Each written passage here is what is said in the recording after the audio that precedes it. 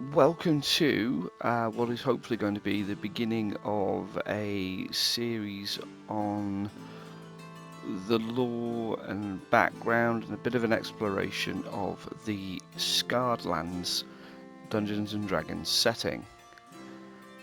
This video is a bit of a primer. I need to set the scene a little bit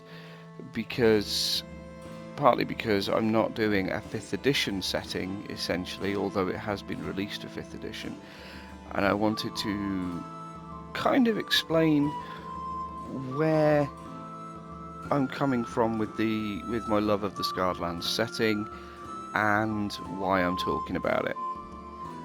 So, first off, we need to talk about 3rd edition D&D.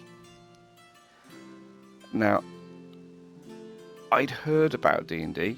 It was obviously part of the culture. I'm a massive geek, have been for most of my life, and as I say, I was aware of role-playing games. I had never actually gotten to play anything outside of the fighting fantasy books, which are solo adventure games, choose your own adventure stuff, and D&D had sort of reached this kind of mythical status in my head in terms of this experience that I'd probably never have,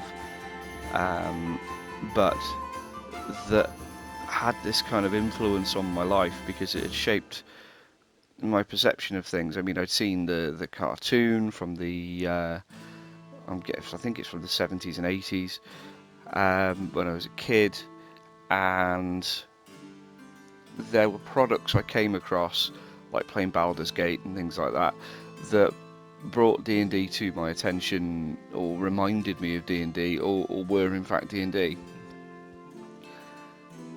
Where that changed was in the year 2000 when Wizards of the Coast picked up the property and decided to publish 3rd edition D&D. I was all over it. I got the 3 books, the Monster Manual, the DMG and the Player's Handbook as they came out. I bought everything I could to do with it, official and unofficial products alike. I started my now quite disturbing dice collection around about then. I loved it. And one of the things I love the most about 3rd edition is I'm going to speculate that Wizards wanted to expand the range as fast as possible and get as much sort of support out there as possible to get this product up and running. And the way they did that was with something called the Open Game License, which is the OGL. And what happened was, as a publisher, you could get the OGL, you could buy an OGL, and you could, within certain restrictions, produce your own D&D source books, and that's responsible for all sorts of cool stuff, including things like Pathfinder. Pathfinder, as a game, was published under the OGL to begin with because it's based on the D&D system. Now, what this allowed to happen was we had companies like Mongoose, who did the Quintessential series, which are focusing on various different races and classes and things like that. There were the Legends and Lairs series, some of which I still use now, which have got things like Portals and Planes, which was a very interesting take on sort of planar mechanics and writing your own planes.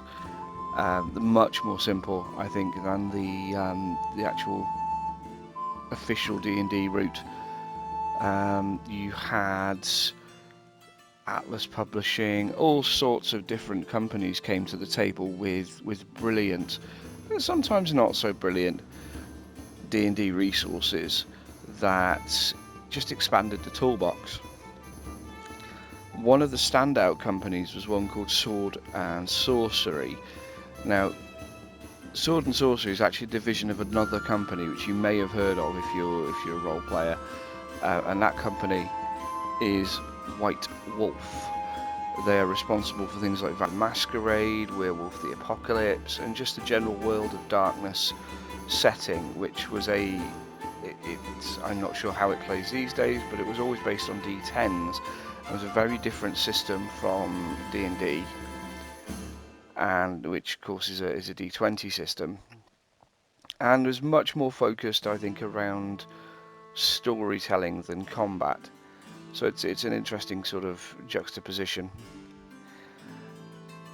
But they dipped their toe into D&D, into writing 3rd edition D&D stuff, and eventually 3.5 edition. Now,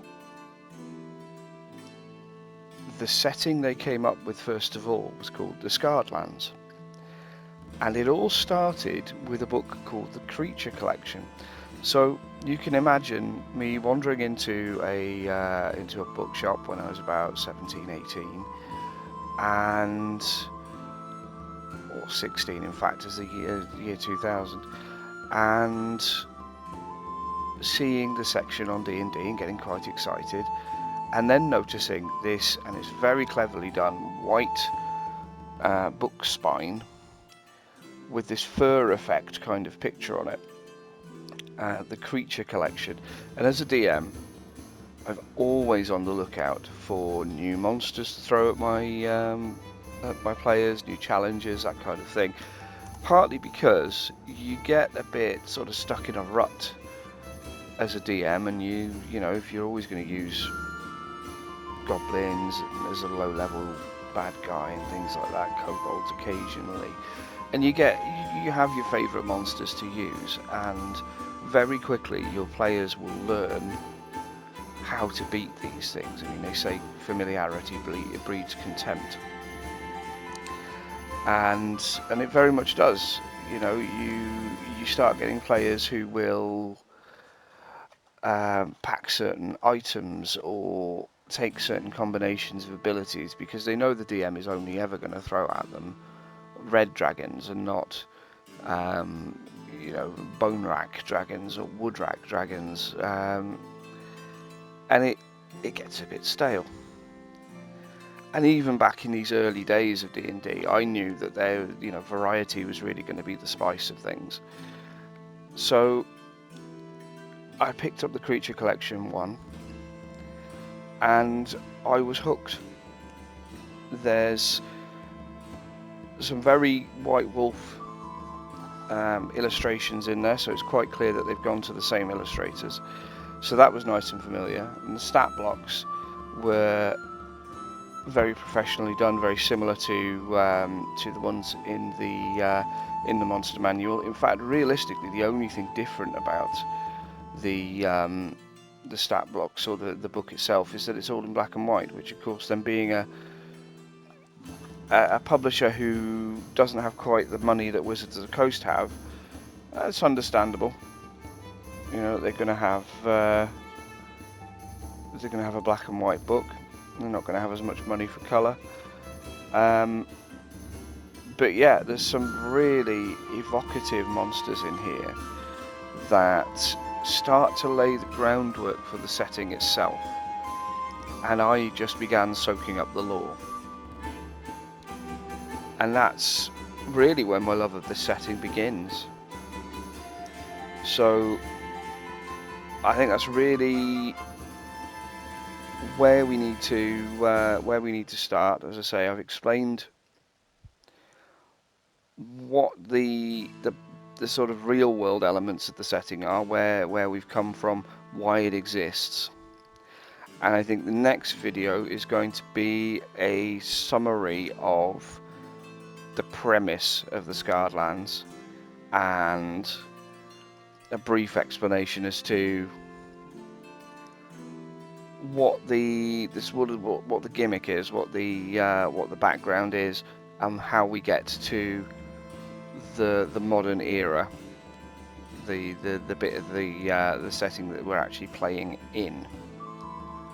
Okay, so if you I know it's a bit dry, this one, but if you enjoyed this video, let me know in the comments below. Give it a like, subscribe, share it, and so on. This is, as I say, going to be part 1, or possibly, I suppose, part 0 of a series on the lore, background and history of the Scarred Lands setting.